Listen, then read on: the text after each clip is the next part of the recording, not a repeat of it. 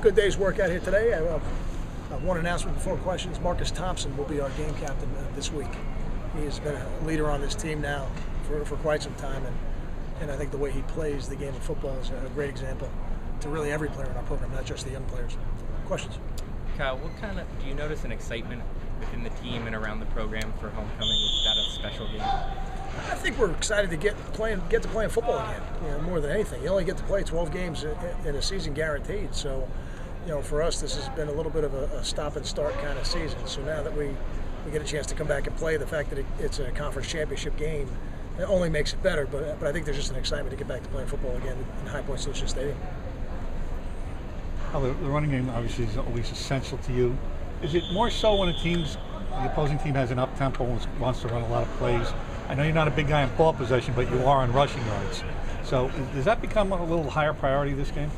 I think running the football is a high priority for us, and I think we as an offense, to really perform on the level that we want to perform on, we need to have that component of what we do.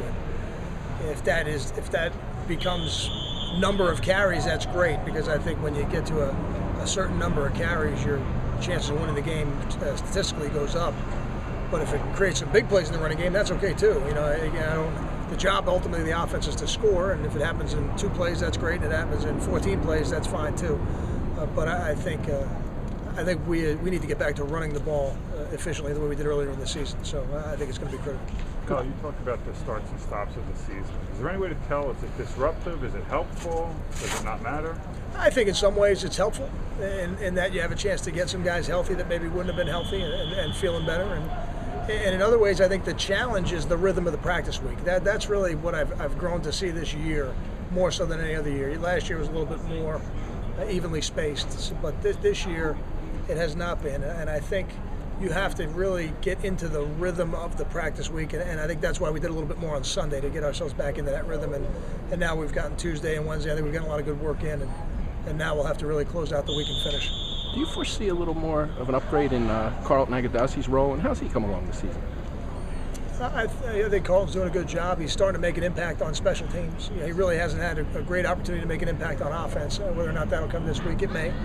You never can really predict those things completely, because you may not think it's going to happen, and then 2 twisted ankles again, in the first quarter of the game, and all of a sudden now he's playing 3/4 of it. So it certainly could. We have a lot of confidence in Carlton. I think when he's given the opportunity, he'll perform very well.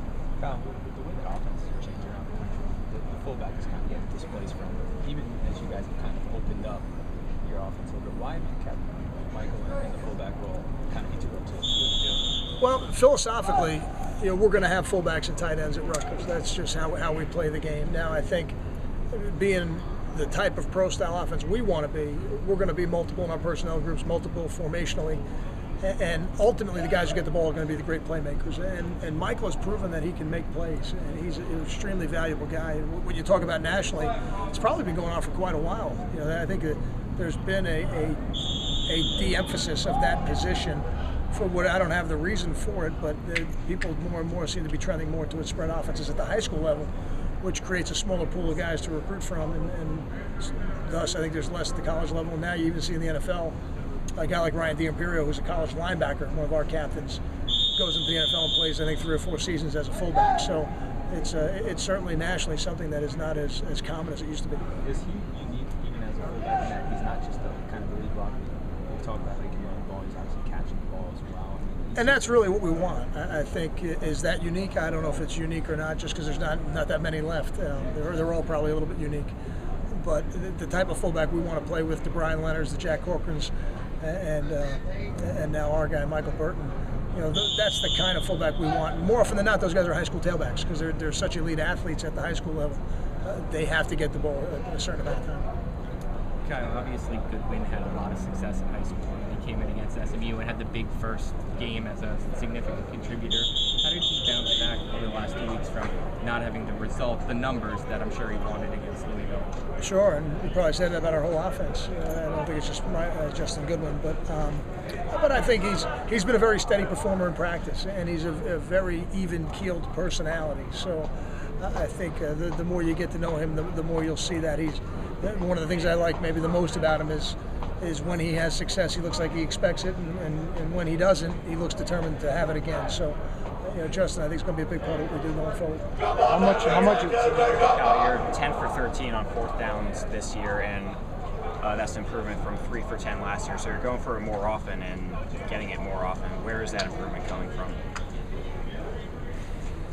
I think we've improved on offense in general, and I think that allows you to be better on fourth down if you go for it more. Why have we gone for it more? I didn't realize it was that dramatic of a difference. That's a pretty dramatic difference. I feel maybe that the offense is a year more mature and ready to take advantage of those opportunities and able to move the chains, and it certainly has worked out in our favor percentage-wise. What you said now, the place we need to be better is third down, and I think we know that. We're working hard to make that happen this week, and it certainly looks like we're improving in practice, but now we got to see that improvement in the games.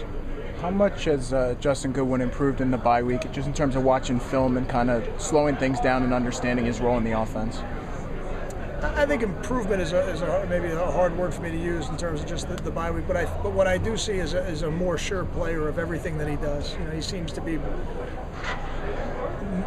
mastering, is too early to use the word master either, but he seems to be becoming more and more familiar with the offense and becoming more and more comfortable with knowing his assignments and quicker reactions to what the defense is trying to do to him as well.